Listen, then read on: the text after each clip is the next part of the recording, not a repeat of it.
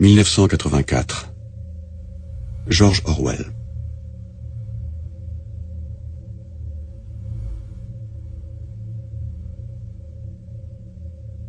C'était une journée d'avril froide et claire. Les horloges sonnaient 13 heures. Winston Smith, le menton rentré dans le cou, s'efforçait d'éviter le vent mauvais. Il passa rapidement la porte vitrée du bloc des Maisons de la Victoire. Pas assez rapidement cependant pour empêcher que s'engouffre en même temps que lui un tourbillon de poussière et de sable. Le hall sentait le chou cuit et le vieux tapis. À l'une de ses extrémités, une affiche de couleur, trop vaste pour ce déploiement intérieur, était clouée au mur.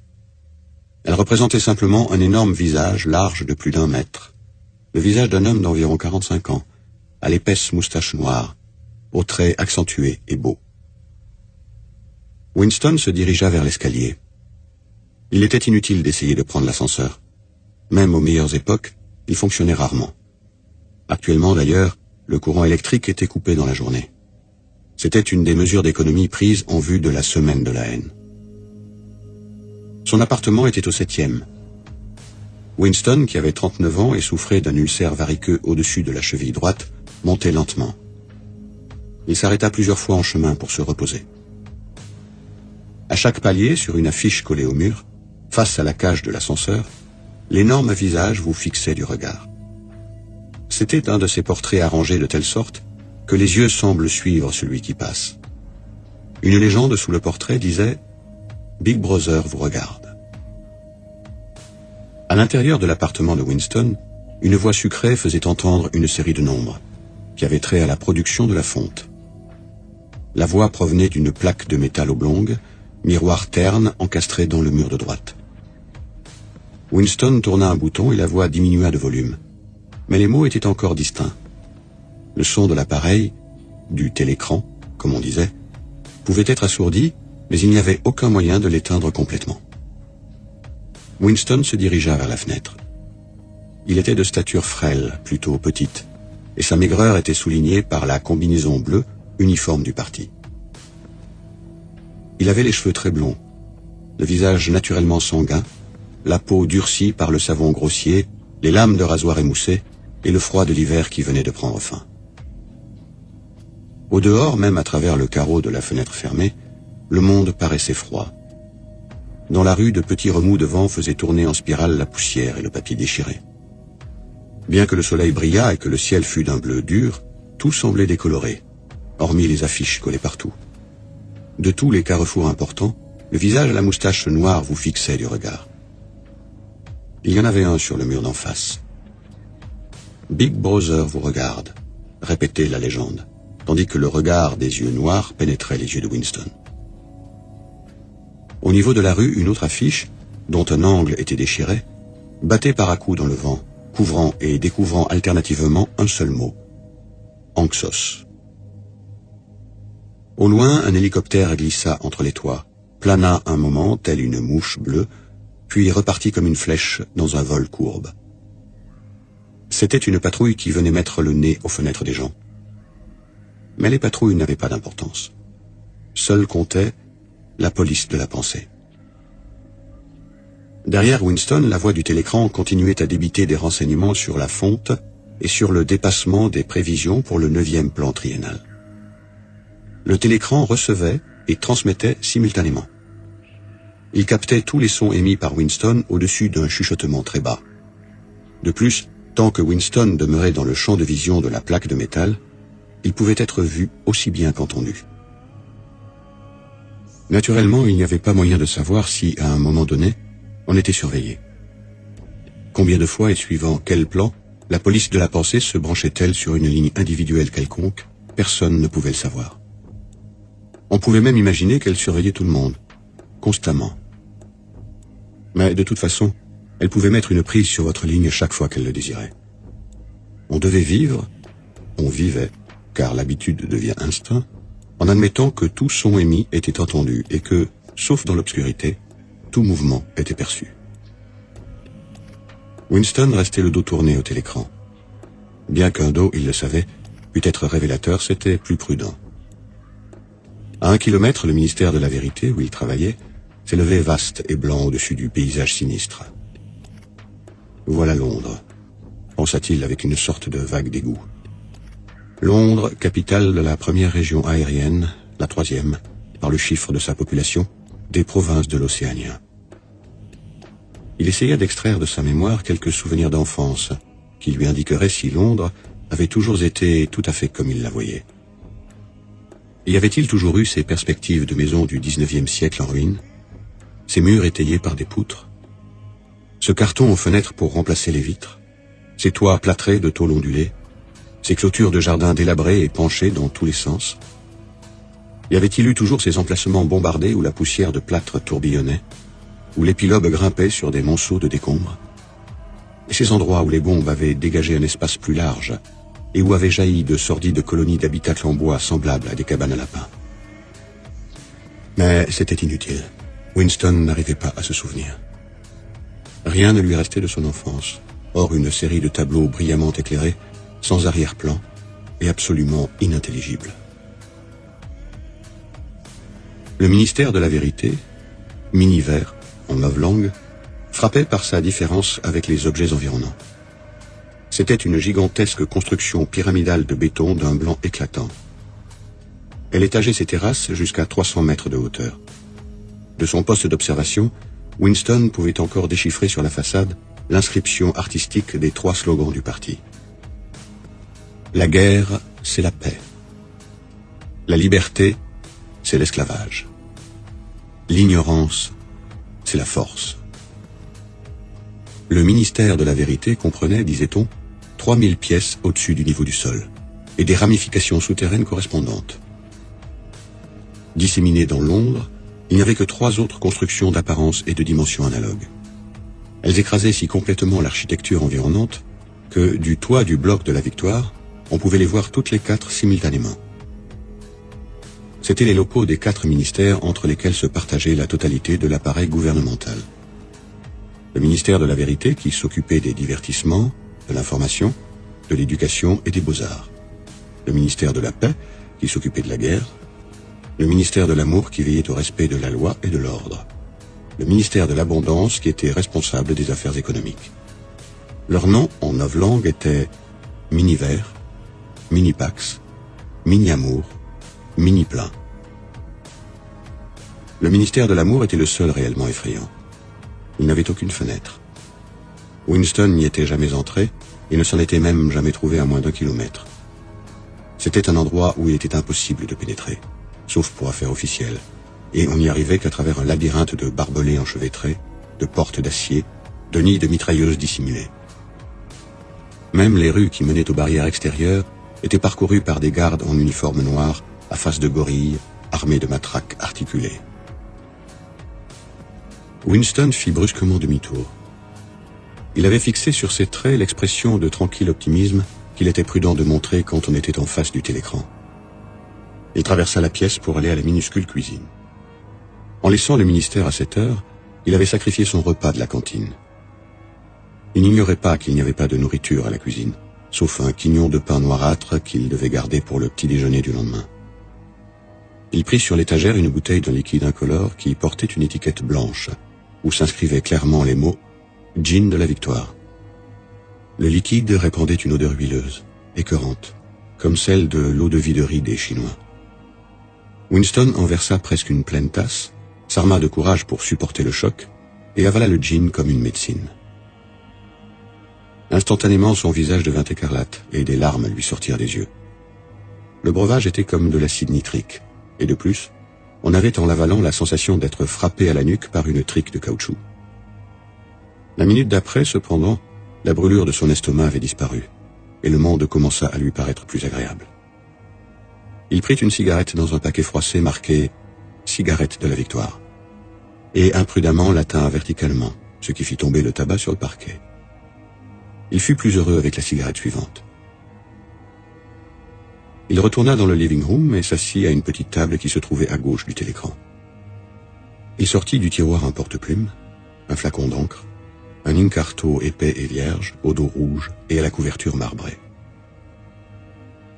Le télécran du living room était, pour une raison quelconque, placé en un endroit inhabituel.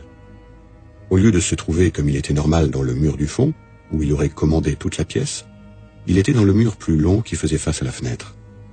Sur un de ses côtés, là où Winston était assis, il y avait une alcôve peu profonde qui, lorsque les appartements avaient été aménagés, était probablement destinée à recevoir des rayons de bibliothèque. Quand il s'asseyait dans l'alcôve, bien en arrière, Winston pouvait se maintenir en dehors du champ de vision du télécran. Il pouvait être entendu, bien sûr, mais aussi longtemps qu'il demeurait dans sa position actuelle, il ne pourrait être vu.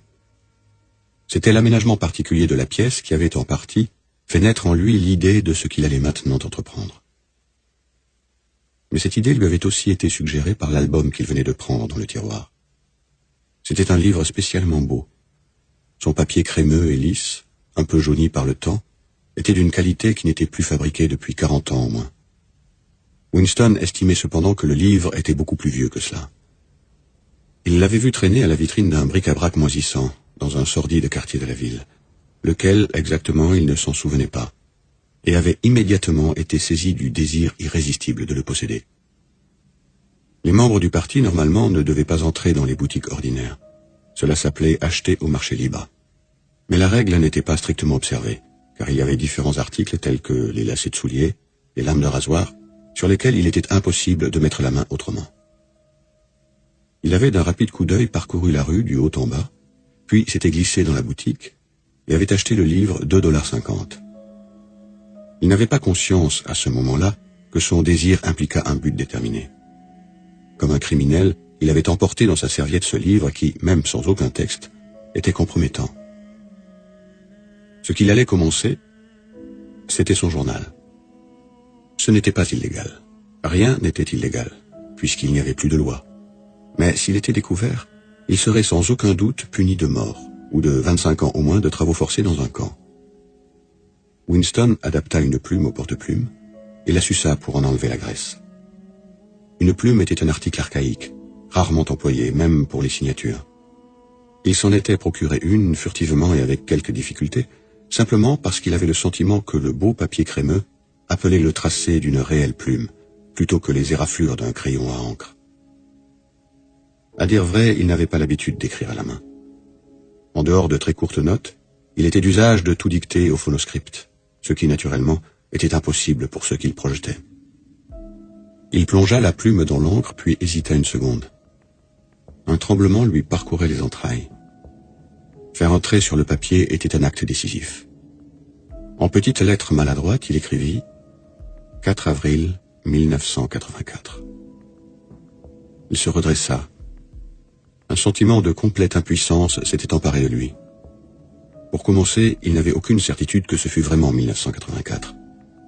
On devait être aux alentours de cette date, car il était sûr d'avoir 39 ans, et il croyait être né en 1944 ou 1945. Mais par les temps qui couraient, il n'était possible de fixer une date qu'à 1 ou 2 ans près. Pour qui écrivait-il ce journal? Cette question brusquement s'imposa à lui. Pour l'avenir? Pour des gens qui n'étaient pas nés? Son esprit erra un moment autour de la date approximative, écrite sur la page, puis bondit sur un mot novlangue. Double pensée. Pour la première fois, l'ampleur de son entreprise lui apparut. Comment communiquer avec l'avenir? C'était impossible intrinsèquement. Ou l'avenir ressemblerait au présent, et on ne l'écouterait pas, ou il serait différent et son enseignement, dans ce cas, n'aurait aucun sens. Pendant un moment, il fixa stupidement le papier. L'émission du télécran s'était changée en une stridente musique militaire. Winston semblait non seulement avoir perdu le pouvoir de s'exprimer, mais avoir même oublié ce qu'il avait d'abord eu l'intention de dire. Depuis des semaines, il se préparait à ce moment. Il ne lui était jamais venu à l'esprit que ce dont il aurait besoin, c'était de courage. Écrire était facile. Tout ce qu'il avait à faire, c'était transcrire l'interminable monologue ininterrompu qui, littéralement depuis des années, se poursuivait dans son cerveau.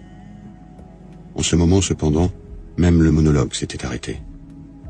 Par-dessus le marché, son ulcère variqueux commençait à le démanger d'une façon insupportable. Il n'osait pas le gratter, car l'ulcère s'enflammait toujours lorsqu'il y touchait.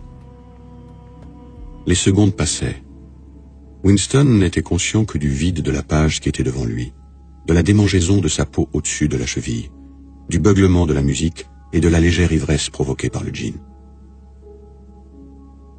Il se mit soudain à écrire, dans une véritable panique, imparfaitement conscient de ce qu'il couchait sur le papier.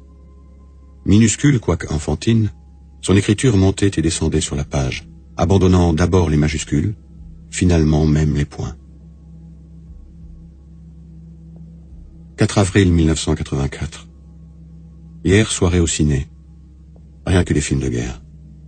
Un très bon film montrait un navire plein de réfugiés, bombardé quelque part dans la Méditerranée. Auditoire très amusé par les tentatives d'un gros homme gras qui essayait d'échapper en nageant à la poursuite d'un hélicoptère. On le voyait d'abord se vautrer dans l'eau comme un marsouin, puis on l'apercevait à travers le viseur du canon de l'hélicoptère. Il était ensuite criblé de trous, et la mer devenait rose autour de lui. Puis il sombrait aussi brusquement que si les trous avaient laissé pénétrer l'eau. Le public riait à gorge déployée quand il s'enfonça. On vit ensuite un canot de sauvetage plein d'enfants que survolait un hélicoptère. Une femme d'âge moyen, qui était peut-être une juive, était assise à l'avant, un garçon d'environ 3 ans dans les bras. Petit garçon criait de frayeur et se cachait la tête entre les seins de sa mère comme s'il essayait de se terrer en elle, et la femme l'entourait de ses bras et le réconfortait alors qu'elle était elle-même verte de frayeur. Elle le recouvrait autant que possible, comme si elle croyait que ses bras pourraient écarter de lui les balles. Ensuite, l'hélicoptère lâcha sur eux une bombe de 20 kilos qui éclata avec un éclair terrifiant, et le bateau vola en éclats.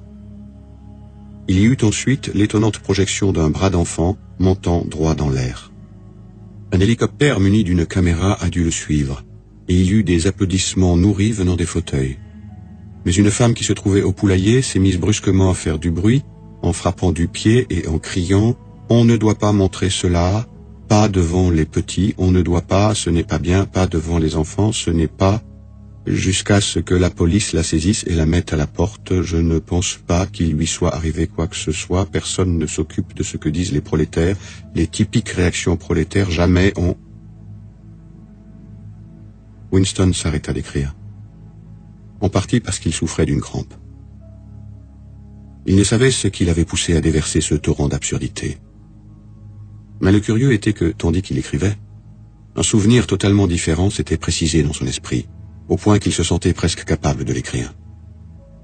Il réalisait maintenant que c'était à cause de cet autre incident qu'il avait soudain décidé de rentrer chez lui et de commencer son journal ce jour-là. Cet incident avait eu lieu le matin au ministère, si l'on peut dire d'une chose si nébuleuse qu'elle a eu lieu. Il était presque 11 heures, et au commissariat aux archives, où travaillait Winston, on tirait les chaises hors des bureaux pour les grouper au centre du hall, face au grand télécran afin de préparer les 2 minutes de la haine.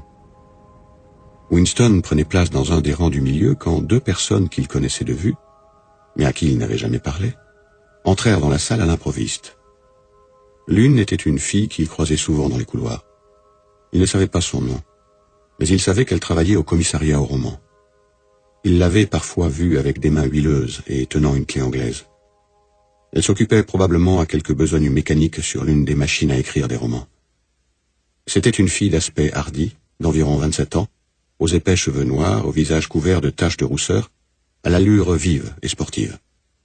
Une étroite ceinture rouge, emblème de la Ligue anti-sexe des juniors, plusieurs fois enroulée à sa taille, par-dessus sa combinaison, était juste assez serrée pour faire ressortir la forme agile et dure de ses hanches. Winston l'avait détestée dès le premier coup d'œil. Il savait pourquoi. C'était à cause de l'atmosphère de terrain de hockey, de bains froids, de randonnées en commun, de rigoureuse propreté morale qu'elle s'arrangeait pour transporter avec elle. Il détestait presque toutes les femmes, surtout celles qui étaient jeunes et jolies. C'étaient toujours les femmes, et spécialement les jeunes, qui étaient les bigotes du parti, avaleuses de slogans, espionnes amateurs, dépisteuses d'hérésie. Mais cette fille en particulier lui donnait l'impression qu'elle était plus dangereuse que les autres. Une fois, alors qu'ils se croisaient dans le corridor, elle lui avait lancé un rapide regard de côté qui semblait le transpercer et l'avait rempli un moment d'une atroce terreur. L'idée lui avait même traversé l'esprit qu'elle était peut-être un agent de la police de la pensée. C'était à vrai dire très improbable. Néanmoins, il continuait à ressentir un malaise particulier, fait de frayeur autant que d'hostilité, chaque fois qu'elle se trouvait près de lui quelque part. L'autre personne était un homme nommé O'Brien. membre du parti intérieur. Il occupait un poste si important et si élevé que Winston n'avait qu'une idée obscure de ce qu'il pouvait être. Un silence momentané s'établit dans le groupe des personnes qui entouraient les chaises quand elles virent approcher sa combinaison noire, celle d'un membre du parti intérieur. O'Brien était un homme grand et corpulent, au cou épais, au visage rude, brutal et caustique. En dépit de cette formidable apparence, il avait un certain charme dans les manières. Il avait une façon d'assurer ses lunettes sur son nez qui était curieusement désarmante, et d'une manière indéfinissable, curieusement civilisée.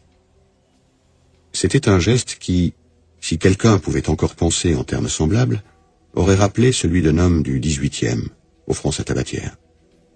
Winston avait vu O'Brien une douzaine de fois peut-être, dans un nombre presque égal d'années. Il se sentait vivement attiré par lui. Ce n'était pas seulement parce qu'il était intrigué par le contraste entre l'urbanité des manières d'O'Brien et son physique de champion de lutte. C'était beaucoup plus à cause de la croyance secrète, ce n'était peut-être même pas une croyance mais seulement un espoir, que l'orthodoxie de la politique d'O'Brien n'était pas parfaite. Quelque chose dans son visage le suggérait irrésistiblement. Mais peut-être n'était-ce même pas la non-orthodoxie qui était inscrite sur son visage, mais simplement l'intelligence. De toute façon, il paraissait être quelqu'un à qui l'on pourrait parler si l'on pouvait duper le télécran et le voir seul. Winston n'avait jamais fait le moindre effort pour vérifier cette supposition. En vérité, il n'y avait aucun moyen de la vérifier. O'Brien, à ce moment, regarda son bracelet-montre, vit qu'il était près de 11 heures et décida, de toute évidence, de rester dans le commissariat aux archives jusqu'à la fin des 2 minutes de la haine. Il prit une chaise sur le même rang que Winston, 2 places plus loin. Une petite femme rousse qui travaillait dans la cellule voisine de celle de Winston les séparait. La fille aux cheveux noirs était assise immédiatement derrière eux. Un instant plus tard, un horrible crissement, comme celui de quelque monstrueuse machine tournant sans huile, éclata dans le grand télécran du bout de la salle. C'était un bruit à vous faire grincer des dents et à vous hérisser les cheveux. La haine avait commencé. Comme d'habitude, le visage d'Emmanuel Goldstein, l'ennemi du peuple, avait jailli sur l'écran. Il y eut des coups de sifflet çà et là dans l'assistance. La petite femme rousse jeta un cri de frayeur et de dégoût. Goldstein était le renégat et le traître. Il y avait longtemps, combien de temps personne ne le savait exactement, il avait été l'un des meneurs du parti presque au même titre que Big Brother lui-même. Il s'était engagé dans une activité contre-révolutionnaire, avait été condamné à mort, s'était mystérieusement échappé et avait disparu. Le programme des 2 minutes de la haine variait d'un jour à l'autre, mais il n'y en avait pas dans lequel Goldstein ne fût la principale figure. Il était le traître fondamental, le premier profanateur de la pureté du parti. Tous les crimes subséquents contre le parti, trahison, actes de sabotage, hérésie, déviation, jaillissaient directement de son enseignement. Quelque part, on ne savait où, il vivait encore et ourdissait des conspirations, peut-être au-delà des mers, sous la protection des maîtres étrangers qui le payaient. Peut-être, comme on le murmurait parfois, dans l'Océania même, en quelques lieux secrets. Le diaphragme de Winston s'était contracté. Il ne pouvait voir le visage de Goldstein sans éprouver un pénible mélange d'émotions. C'était un mince visage de juif, largement auréolé de cheveux blancs vaporeux, qui portait une barbiche en forme de bouc. Un visage intelligent, et pourtant méprisable par quelque chose qui lui était propre, avec une sorte de sottise sénile dans le long nez mince, sur lequel, près de l'extrémité, était perchée une paire de lunettes. Ce visage ressemblait à celui d'un mouton, et la voix, elle aussi, était du genre bêlant. Goldstein débitait sa venimeuse attaque habituelle contre les doctrines du parti. Une attaque si exagérée et si perverse qu'un enfant aurait pu la percer à jour. Et cependant juste assez plausible pour remplir chacun de la crainte que d'autres, moins bien équilibrés, pussent s'y laisser prendre. Goldstein insultait Big Brother, dénonçait la dictature du parti, exigeait l'immédiate conclusion de la paix avec le razzia, défendait la liberté de parler, la liberté de la presse, la liberté de réunion, la liberté de penser. Il criait hystériquement que la révolution avait été trahie, et cela en un rapide discours polysyllabique qui était une parodie du style habituel des orateurs du parti et comprenait même des mots novlangues. Plus de mots novlangues même qu'aucun orateur du parti n'aurait normalement employé dans la vie réelle. Et pendant ce temps, pour que personne ne pût douter de la réalité de ce que recouvrait le boniment spécieux de Goldstein, derrière sa tête, sur l'écran, marchaient les colonnes sans fin de l'armée eurasienne, rang après rang d'hommes, à l'aspect robuste, au visage inexpressif d'asiatiques, qui venaient déboucher sur l'écran et s'évanouissaient, pour être immédiatement remplacés par d'autres exactement semblables. Le sourd martèlement rythmé des bottes des soldats formait l'arrière-plan de la voix bêlante de Goldstein. Avant les 30 secondes de la haine, la moitié des assistants laissaient échapper des exclamations de rage. Le visage de mouton satisfait et la terrifiante puissance de l'armée eurasienne étaient plus qu'on n'en pouvait supporter. Par ailleurs, voir Goldstein ou même penser à lui produisait automatiquement la crainte et la colère. Il était un objet de haine plus constant que l'Eurasia ou l'Estasia, puisque lorsque l'Océania était en guerre avec une de ses puissances, elle était généralement en paix avec l'autre. Mais l'étrange était que, bien que Goldstein fût haï et méprisé par tout le monde, bien que tous les jours et 1 millier de fois par jour, sur les estrades, au télécran, dans les journaux, dans les livres, ses théories fussent réfutées, écrasées, ridiculisées, que leur pitoyable sottise fût exposée au regard de tous, en dépit de tout cela, son influence ne semblait jamais diminuer. Il y avait toujours de nouvelles dupes qui attendaient d'être séduites par lui. Pas un jour ne se passait que des espions et des saboteurs à ses ordres ne fussent démasqués par la police de la pensée. Il commandait une grande armée ténébreuse, un réseau clandestin de conspirateurs qui se consacrait à la chute de l'État. On croyait que cette armée s'appelait la Fraternité. Il y avait aussi des histoires que l'on chuchotait à propos d'un livre terrible, résumé de toutes les hérésies, dont Goldstein était l'auteur, et qui circulait clandestinement çà et là. Ce livre n'avait pas de titre. Les gens s'y référaient, s'ils s'y référaient jamais, en disant simplement « le livre ». Mais on ne savait de telles choses que par de vagues rumeurs. Ni la fraternité, ni le livre n'étaient des sujets qu'un membre ordinaire du parti mentionnerait s'il pouvait l'éviter. À la seconde minute, la haine tourna au délire. Les gens sautaient sur place et criaient de toute leur force pour s'efforcer de couvrir le bêlement affolant qui venait de l'écran. Même le lourd visage d'O'Brien était rouge. Il était assis très droit sur sa chaise. Sa puissante poitrine se gonflait et se contractait comme pour résister à l'assaut d'une vague. La petite femme aux cheveux roux avait tourné au rose vif, et sa bouche s'ouvrait et se fermait comme celle d'un poisson hors de l'eau. La fille brune qui était derrière Winston criait « Cochon! Cochon! Cochon !» Elle saisit soudain un lourd dictionnaire novlangue et le lança sur l'écran. Il atteignit le nez de Goldstein et rebondit. La voix continuait, inexorable. Dans un moment de lucidité, Winston se vit criant avec les autres et frappant violemment du talon contre les barreaux de sa chaise. L'horrible dans ces 2 minutes de la haine était non qu'on fût obligé d'y jouer un rôle, mais que l'on ne pouvait, au contraire, éviter de s'y joindre. Au bout de 30 secondes, toute feinte, toute dérobade devenait inutile. Une hideuse extase faite de frayeur et de rancune, un désir de tuer, de torturer, d'écraser des visages sous un marteau, semblait se répandre dans l'assistance comme un courant électrique, et transformer chacun, même contre sa volonté, en un fou vociférant et grimaçant. Mais la rage que ressentait chacun était une émotion abstraite, indirecte, que l'on pouvait tourner d'un objet vers un autre comme la flamme d'un photophore. Ainsi, à un moment, la haine qu'éprouvait Winston n'était pas du tout dirigée contre Goldstein, mais contre Big Brother, le parti et la police de la pensée. À de tels instants, son cœur allait au solitaire hérétique bafoué sur l'écran, seul gardien de la vérité et du bon sens dans un monde de mensonges. Pourtant, l'instant d'après, Winston était de cœur avec les gens qui l'entouraient, et tout ce que l'on disait de Goldstein lui semblait vrai. Sa secrète aversion contre Big Brother se changeait alors en adoration. Big Brother semblait s'élever, protecteur invincible et sans frayeur, dressé comme un roc contre les hordes asiatiques. Goldstein, en dépit de son isolement, de son impuissance et du doute qui planait sur son existence même, semblait un sinistre enchanteur capable, par le seul pouvoir de sa voix, de briser la structure de la civilisation. On pouvait même, par moments, tourner le courant de sa haine dans une direction ou une autre par un acte volontaire. Par un violent effort analogue à celui par lequel, dans un cauchemar, la tête s'arrache de l'oreiller, Winston réussit soudain à transférer sa haine du visage qui était sur l'écran à la fille aux cheveux noirs placée derrière lui. De vivaces et splendides hallucinations lui traversèrent rapidement l'esprit. Cette fille, il la fouettait à mort avec une trique de caoutchouc. Il l'attachait nue à un poteau et la criblait de flèches comme un Saint-Sébastien. Il la violait et, au moment de la jouissance, lui coupait la gorge. Il réalisa alors mieux qu'auparavant pour quelle raison exactement il la détestait.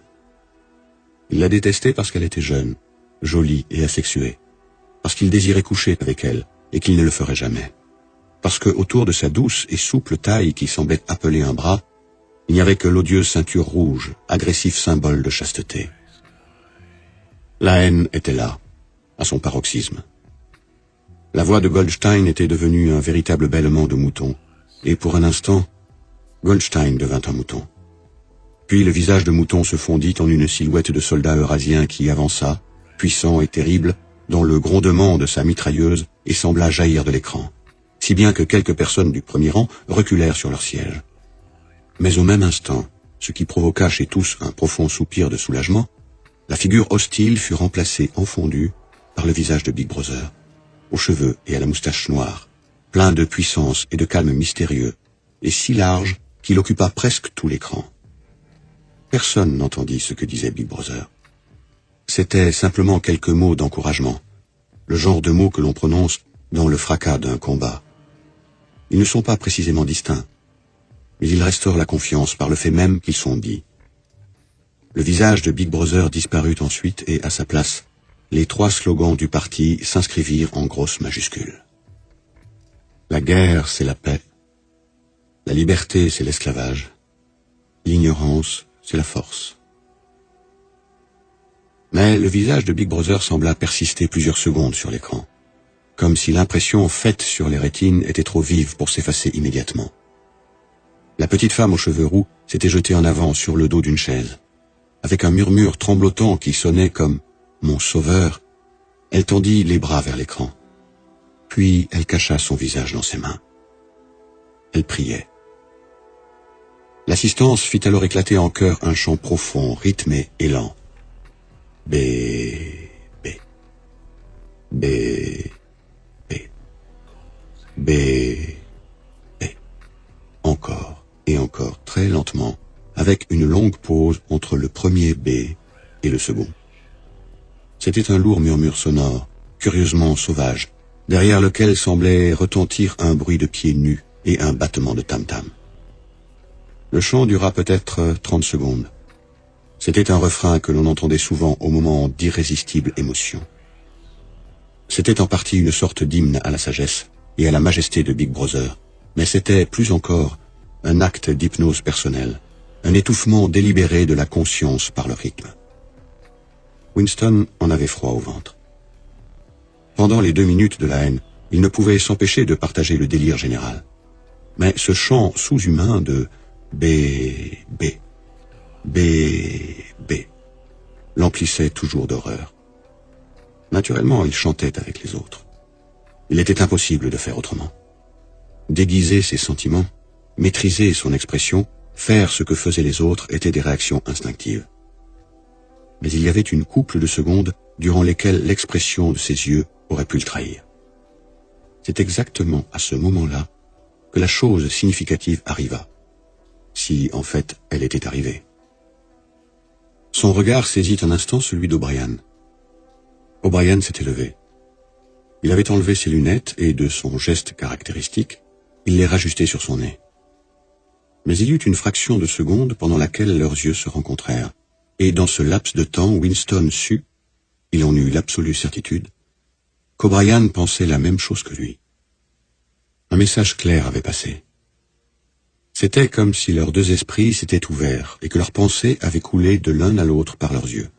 « Je suis avec vous », semblait lui dire O'Brien. « Je sais exactement ce que vous ressentez. Je connais votre mépris, votre haine, votre dégoût. Mais ne vous en faites pas.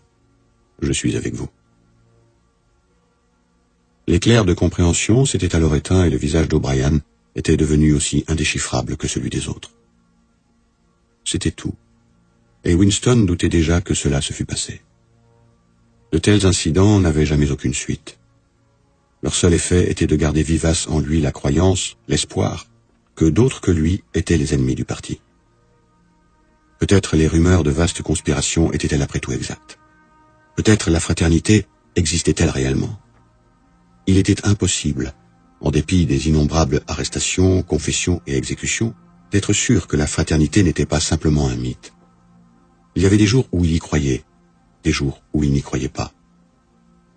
On ne possédait pas de preuves, mais seulement de vacillantes lueurs qui pouvaient tout signifier, ou rien. Bribes entendues de conversation, griffonnage indistinct sur les murs des Waters. Une fois même, lors de la rencontre de deux étrangers, un léger mouvement des mains qui aurait pu être un signe de reconnaissance. Ce n'était que des suppositions. Il avait probablement tout imaginé. Il était retourné à son bureau sans avoir de nouveau regardé O'Brien. L'idée de prolonger leur contact momentané lui traversa à peine l'esprit. Cela aurait été tout à fait dangereux, même s'il avait su comment s'y prendre. Pendant 1, 2 secondes, ils avaient échangé un regard équivoque, et l'histoire s'arrêtait là. Même cela, pourtant, était un événement mémorable, dans la solitude fermée où chacun devait vivre. Winston se réveilla et se redressa. Il éructa. Le gin lui remontait de l'estomac.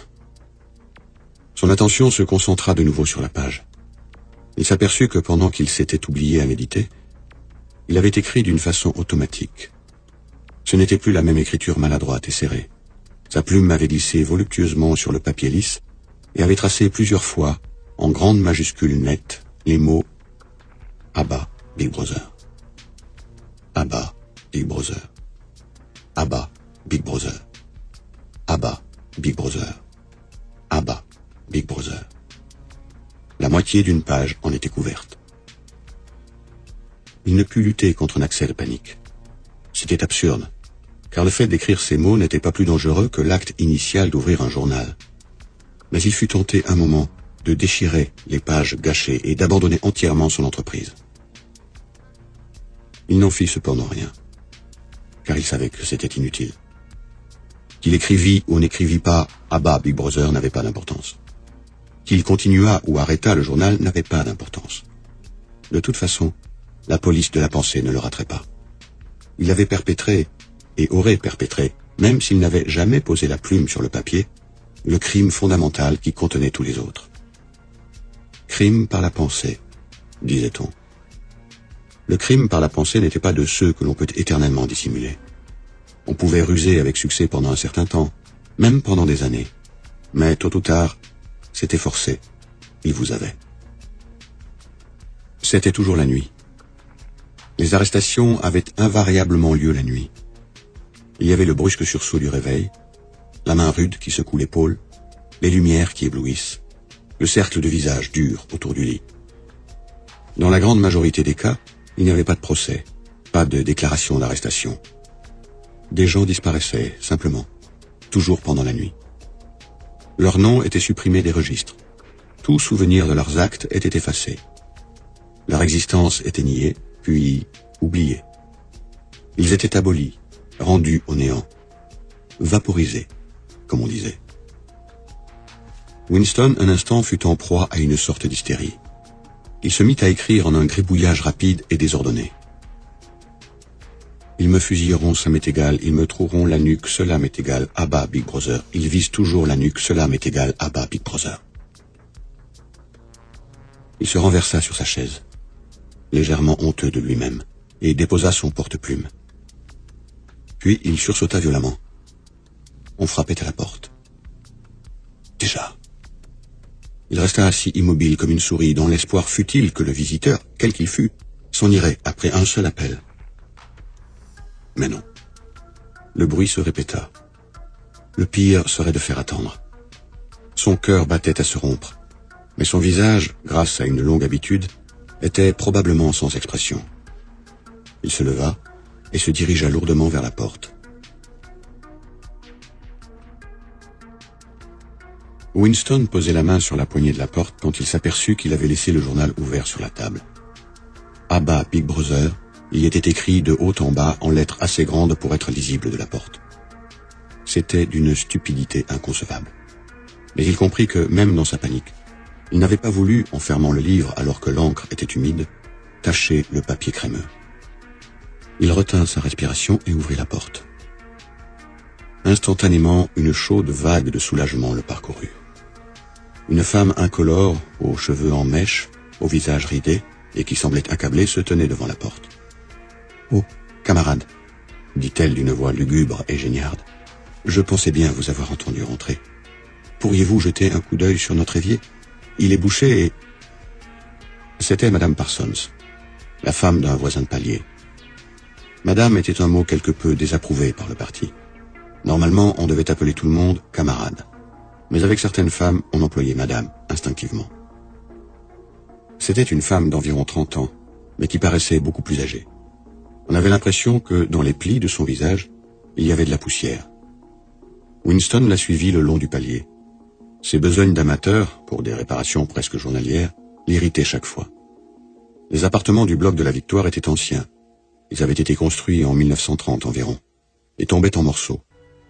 Le plâtre des plafonds et des murs s'écaillait continuellement. Les conduites éclataient à chaque gelée dure. Le toit crevait dès qu'il neigeait. Le chauffage central marchait habituellement à basse pression, quand, par économie, il n'était pas fermé tout à fait. Les réparations, sauf celles qu'on pouvait faire soi-même, devaient être autorisées par de lointains comités. Elles étaient sujettes à des retards de 2 ans, même s'il ne s'agissait que d'un carreau de fenêtre. Naturellement, si je viens, c'est que Tom n'est pas là, autrement... dit vaguement Madame Parsons. L'appartement des Parsons était plus grand que celui de Winston. Il était médiocre d'une autre façon. Tout avait un air battu et piétiné, comme si l'endroit venait de recevoir la visite d'un grand et violent animal. Sur le parquet traînaient partout des instruments de jeu, des bâtons de hockey, des gants de boxe, un ballon de football crevé, un short à l'envers trempé de sueur. Il y avait sur la table un fouillis de plats sales et de cahiers écornés. Sur les murs, on voyait des bannières écarlates des espions et de la Ligue de la jeunesse, et un portrait grandeur nature de Big Brother. Il y avait l'odeur habituelle de choux cuits, commune à toute la maison, mais qui était ici traversée par un relent de sueur plus accentué. Et cette sueur, on s'en apercevait dès la première bouffée, bien qu'il fût difficile d'expliquer comment, était la sueur d'une personne pour le moment absente.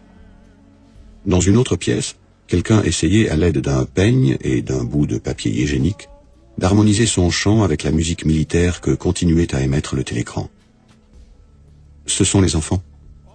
dit Madame Parsons, en jetant un regard à moitié craintif vers la porte. « Ils ne sont pas sortis aujourd'hui et, naturellement... » Elle avait l'habitude de s'arrêter au milieu de ses phrases. L'évier de la cuisine était rempli, presque jusqu'au bord, d'une eau verdâtre et sale, qui sentait plus que jamais le chou. Winston s'agenouilla et examina le joint du tuyau. Il détestait se servir de ses mains. Il détestait se baisser, ce qui pouvait le faire tousser. Madame Parsons regardait, impuissante. « Naturellement, dit-elle, si Tom était là, il aurait réparé cela tout de suite. Il aime ce genre de travaux. Il est tellement adroit de ses mains, Tom. » Parsons était un collègue de Winston au ministère de la Vérité. C'était un homme grassouillé mais actif, d'une stupidité paralysante, un monceau d'enthousiasme imbécile. Un de ces esclaves dévots qui ne mettent rien en question et sur qui, plus que sur la police de la pensée, reposait la stabilité du parti. À 35 ans, il venait contre sa volonté d'être évincé de la Ligue de la jeunesse et avant d'obtenir le grade qui lui avait ouvert l'accès de cette ligue, il s'était arrangé pour passer parmi les espions 1 année de plus que le voulait l'âge réglementaire. Au ministère, il occupait un poste subalterne où l'intelligence n'était pas nécessaire, mais il était par ailleurs une figure directrice du comité des sports et de tous les autres comités organisateurs de randonnées en commun, de manifestations spontanées, de campagnes pour l'économie et, généralement, d'activités volontaires. Il pouvait, entre 2 bouffées de sa pipe, vous faire savoir avec une fierté tranquille que pendant ces 4 dernières années, il s'était montré chaque soir au centre communautaire. Une accablante odeur de sueur, inconscient témoignage de l'ardeur qu'il déployait, le suivait partout, et même demeurait derrière lui alors qu'il était parti. « Avez-vous une clé anglaise ?» demanda Winston qui tournait et retournait l'écrou sur le joint. « Une clé anglaise ?» répéta Madame Parsons immédiatement devenue amorphe. « Je ne sais pas. Bien sûr, peut-être que les enfants... » Il y eut un piétinement de souliers, et les enfants entrèrent au pas de charge dans le living room en soufflant sur le peigne. Madame Parsons apporta la clé anglaise. Winston fit couler l'eau et enleva avec dégoût le tortillon de cheveux qui avait bouché le tuyau. Il se nettoya les doigts comme il put sous l'eau froide du robinet et retourna dans l'autre pièce. « Haut les mains !» hurla une voix sauvage. Un garçon de 9 ans, beau, l'air pas commode, s'était brusquement relevé de derrière la table et le menaçait de son jouet, un pistolet automatique. Sa sœur, de 2 ans plus jeune environ, faisait le même geste avec un bout de bois.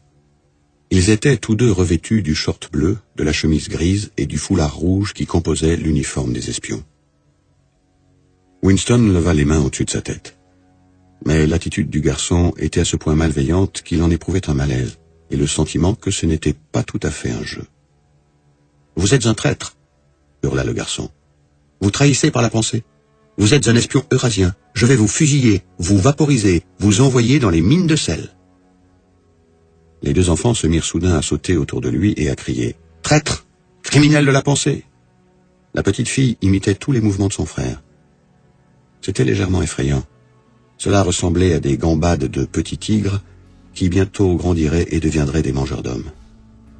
Il y avait comme une férocité calculée dans l'œil du garçon. Un désir tout à fait évident de frapper Winston des mains et des pieds, et la conscience d'être presque assez grand pour le faire.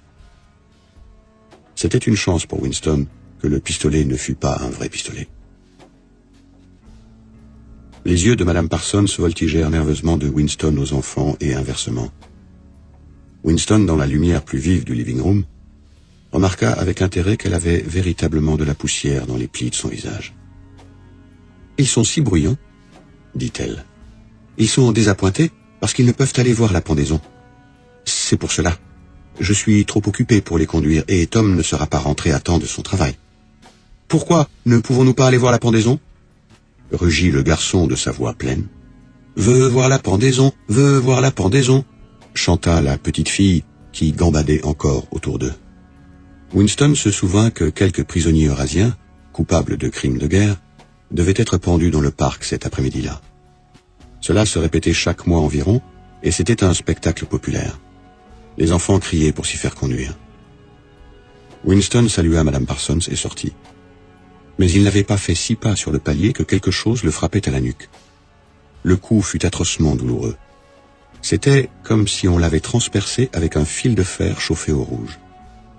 Il se retourna juste à temps pour voir Madame Parsons tirer son fils pour le faire rentrer, tandis que le garçon mettait une fronde dans sa poche. « Goldstein !» hurla le garçon, tandis que la porte se refermait sur lui. Mais ce qui frappa le plus Winston, ce fut l'expression de frayeur impuissante du visage grisâtre de la femme. De retour dans son appartement, il passa rapidement devant l'écran et se rassit devant la table tout en se frottant le cou. La musique du télécran s'était tue. Elle était remplacée par une voix coupante et militaire qui lisait avec une sorte de plaisir brutal une description de la nouvelle forteresse flottante qui venait d'être ancrée entre la terre de glace et les îles Féroé. Cette pauvre femme, pensa Winston, doit vivre dans la terreur de ses enfants. Dans 1 an ou 2, ils surveilleront en nuit et jour chez elle les symptômes de non-orthodoxie. Presque tous les enfants étaient maintenant horribles.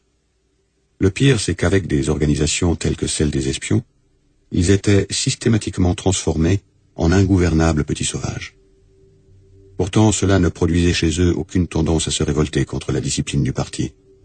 Au contraire, ils adoraient le parti et tout ce qui s'y rapportait, les chansons, les processions, les bannières, les randonnées en bande, les exercices avec des fusils factices, l'aboiement des slogans, le culte de Big Brother.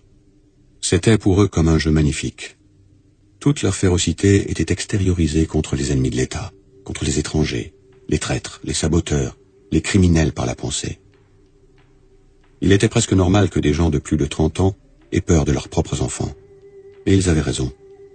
Il se passait en effet rarement une semaine sans qu'un paragraphe du Times ne relatât comment un petit mouchard quelconque, enfant héros, disait-on, avait, en écoutant aux portes, entendu une remarque compromettante et dénoncé ses parents à la police de la pensée.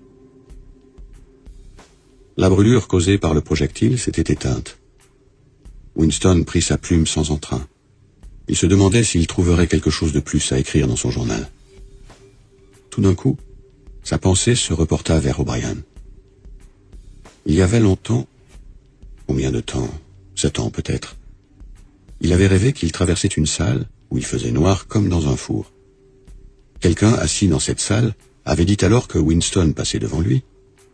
Nous nous rencontrerons là où il n'y a pas de ténèbres. Ce fut dit calmement, comme par hasard. C'était une constatation, non un ordre. Winston était sorti sans s'arrêter. Le curieux était qu'à ce moment, dans le rêve, les mots ne l'avaient pas beaucoup impressionné. C'est seulement plus tard, et par degrés, qu'ils avaient pris tout leur sens. Il ne pouvait maintenant se rappeler si c'était avant ou après ce rêve qu'il avait vu O'Brien pour la première fois. Il ne pouvait non plus se rappeler à quel moment il avait identifié la voix comme étant celle d'O'Brien. L'identification en tout cas était faite. C'était O'Brien qui avait parlé dans l'obscurité. Winston n'avait jamais pu savoir avec certitude si O'Brien était un ami ou un ennemi. Même après le coup d'œil de ce matin, il était encore impossible de le savoir. Cela ne semblait pas d'ailleurs avoir une grande importance. Il y avait entre eux un lien basé sur la compréhension réciproque qui était plus important que l'affection ou le rattachement à un même parti. Nous nous rencontrerons là où il n'y a pas de ténèbres, avait dit O'Brien. Winston ne savait pas ce que cela signifiait. Il savait seulement que, d'une façon ou d'une autre, cela se réaliserait. La voix du télécran se tut. Une sonnerie de clairon, claire et belle, flotta dans l'air stagnant. La voix grinçante reprit. « Attention, attention, je vous prie. Un télégramme vient d'arriver du front de Malabar. Nos forces ont remporté une brillante victoire dans le sud de l'Inde. Je suis autorisé à vous dire que cet engagement pourrait bien rapprocher le moment où la guerre prendra fin. Voici le télégramme. » Cela présage une mauvaise nouvelle, pensa Winston. En effet, après une description réaliste de l'anéantissement de l'armée eurasienne et la proclamation du nombre stupéfiant de tués et de prisonniers, la voix annonça qu'à partir de la semaine suivante, la ration de chocolat serait réduite de 30 à 20 grammes. Winston éructa encore. Le gin s'évaporait, laissant une sensation de dégonflement. Le télécran, peut-être pour célébrer la victoire, peut-être pour noyer le souvenir du chocolat perdu, se lança dans le chant « Océania, c'est pour toi ». On était censé être au garde à vous, mais là où il se tenait, Winston était invisible. « Océania, c'est pour toi » fit place à une musique plus légère. Winston alla à la fenêtre, le dos au télécran. C'était une journée encore froide et claire. Quelque part, au loin, une bombe explosa avec un grondement sourd qui se répercuta. Il y avait chaque semaine environ 20 ou 30 de ces bombes qui tombaient sur Londres. Dans la rue, le vent faisait claquer de droite à gauche l'affiche déchirée et le mot Hyksos apparaissait et disparaissait tour à tour. Hyksos. Les principes sacrés de l'Hyksos. Novlangue, double pensée, mutabilité du passé. Winston avait l'impression d'errer dans les forêts des profondeurs sous-marines, perdu dans un monde monstrueux dont il était lui-même le monstre. Il était seul. Le passé était mort, le futur inimaginable. Quelle certitude avait-il qu'une seule des créatures humaines actuellement vivantes pensait comme lui? Et comment savoir si la souveraineté du parti ne durerait pas éternellement?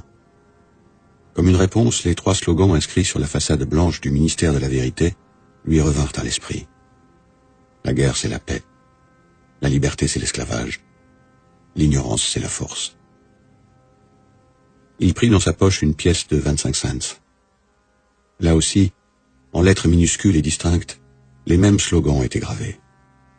Sur l'autre face de la pièce, il y avait la tête de Big Brother dont les yeux, même là, vous poursuivaient. Sur les pièces de monnaie, sur les timbres, sur les livres, sur les bannières, sur les affiches, sur les paquets de cigarettes, partout. Toujours ces yeux qui vous observaient, cette voix qui vous enveloppait. Dans le sommeil ou la veille, au travail ou à table, au dedans ou au dehors, au bain ou au lit, pas d'évasion. Vous ne possédiez rien, en dehors des quelques centimètres cubes de votre crâne.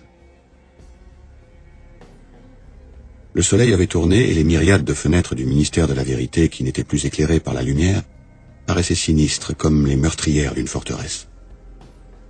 Le cœur de Winston défaillit devant l'énorme construction pyramidale. Elle était trop puissante. On ne pourrait la prendre d'assaut. 1 millier de bombes ne pourraient la battre. Winston se demanda de nouveau pour qui il écrivait son journal. Pour l'avenir, pour le passé, pour un âge qui pourrait n'être qu'imaginaire. Il avait devant lui la perspective non de la mort, mais de l'anéantissement. Son journal serait réduit en cendres et lui-même en vapeur. Seule la police de la pensée lirait ce qu'il aurait écrit avant de l'effacer de l'existence et de la mémoire.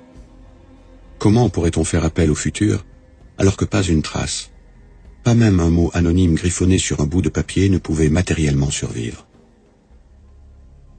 Le télécran sonna 14 heures. Winston devait partir dans 10 minutes. Il lui fallait être à son travail à 14h30. Curieusement, le carillon de l'heure parut lui communiquer un courage nouveau. C'était un fantôme solitaire qui exprimait une vérité que personne n'entendrait jamais. Mais aussi longtemps qu'il l'exprimerait, la continuité, par quelque obscur processus, ne serait pas brisée. Ce n'était pas en se faisant entendre, mais en conservant son équilibre, que l'on portait plus loin l'héritage humain. Winston retourna à sa table, trempa sa plume et écrivit.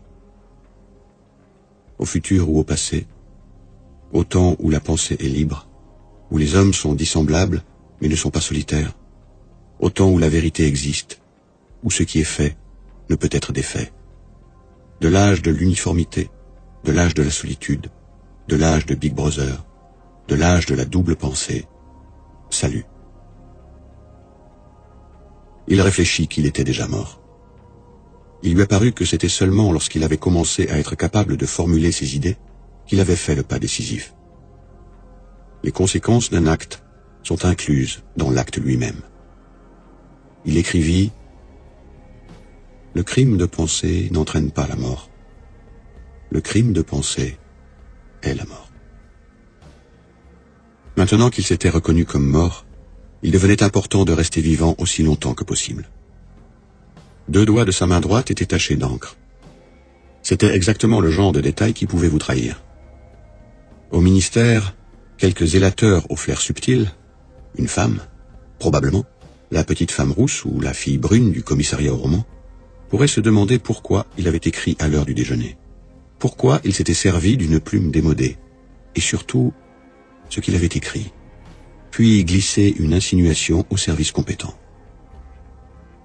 Winston alla dans la salle de bain et frotta soigneusement avec du savon l'encre de son doigt. Ce savon brun foncé était granuleux et râpait la peau comme du papier Emery. Il convenait donc parfaitement.